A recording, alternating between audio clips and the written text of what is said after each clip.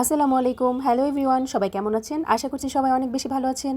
আজকে আপনাদের সাথে একটা মজাদার গাজরের হালুয়া খুব সহজভাবে সহজ রেসিপিতে শেয়ার করব। প্রথমে আমি গাজরটাকে খুব ভালোভাবে একদম মিহি করে গ্রেট করে নিয়েছি। তারপরে একটা প্যান গরম করে সেখানে আমি গাজরটাকে দিয়ে দিয়েছি। গাজরগুলো দিয়ে আমি এখানে এলাচ আর দারচিনি দিয়ে দিয়েছি সামান্য। আর এখানে আমি খুব কম পরিমাণের 2 চামচের মতো চিনি ইউজ করেছি। কেন এত কম চিনি ইউজ করছি সেটা আপনারা একটু পরেই কিন্তু বুঝতে পারবেন।